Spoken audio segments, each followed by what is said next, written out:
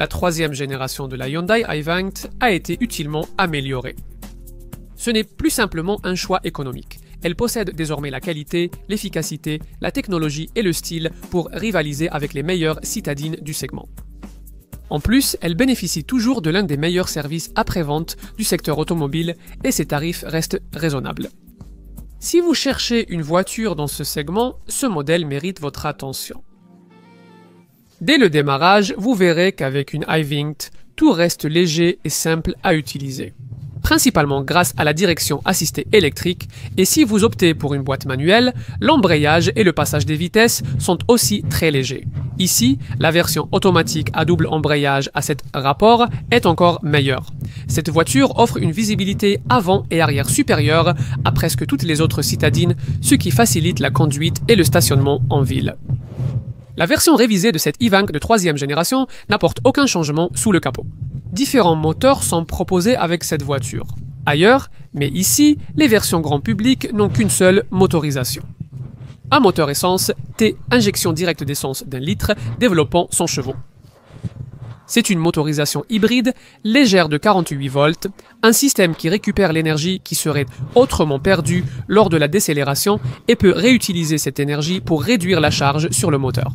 Comme mentionné précédemment, cette voiture est proposée soit avec une boîte manuelle IMT à 6 vitesses, soit avec la boîte automatique double embrayage à 7 rapports.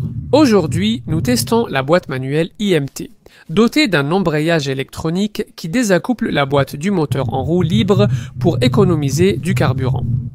Le modèle manuel atteint 100 km/h en 10,4 secondes avec une vitesse maximale de 187 km/h. La version automatique à double embrayage met 11,4 secondes et atteint 185 km/h. Cette troisième génération de la iVent citadine fut la première européenne du constructeur coréen à adopter le langage stylistique sportivité sensuelle, évolué avec cette version restylée. La forme et le motif du pare-choc avant, ainsi que de la calandre ont été restylés et une signature lumineuse plus dynamique est assurée par les feux avant à LED de série. Comme auparavant, la silhouette en coin de la carrosserie 5 portes uniques offre une ligne de caractère marquée sur le côté et un design de montancé accrocheur. L'arrière présente ce design de feu en forme de Z assez unique où ces feux, combinés à LED, s'étendent sur tout le couvercle du coffre. Il est temps de jeter un œil à l'intérieur.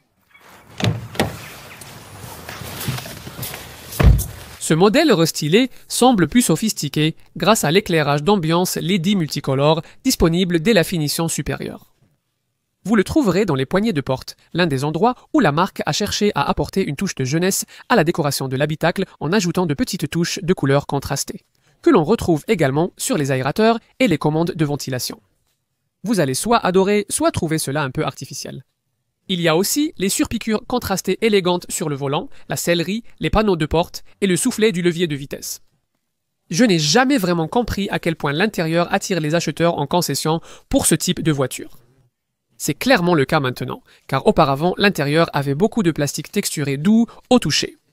Un volant intelligent à 4 branches et une planche de bord au design marquée par des baguettes horizontales sur toute la largeur, intégrées aux aérateurs.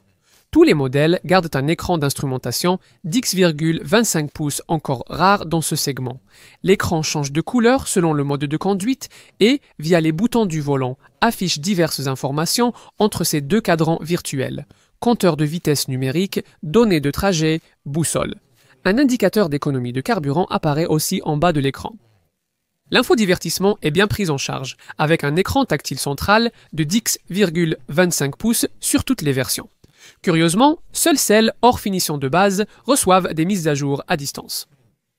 Apple CarPlay, Android Auto, la duplication de smartphones sont bien sûr de série, même si cela nécessite toujours un câble, et cette version haut de gamme ajoute un excellent système audio Bose Premium. La porte arrière de la banquette s'ouvre largement et aisément. Une fois à l'intérieur, ce modèle offre un espace arrière pour les jambes et les genoux conforme à ce qu'on peut attendre dans cette catégorie. La garde au toit n'est pas aussi remarquable à cause de la ligne de toit arrière inclinée, mais le tunnel de transmission centrale relativement bas permet d'envisager plus facilement d'installer 3 passagers à l'arrière si c'est vraiment nécessaire. Et pour ce qui est du coffre, Eh bien, en ouvrant le haillon, vous découvrez l'un des espaces à bagages les plus généreux du segment. 352 litres de volume, un peu plus qu'une Corsa, un peu moins qu'une Clio. Il est équipé de ce plancher de coffre réglable en hauteur avec 4 points d'arrimage intégrés de façon très pratique.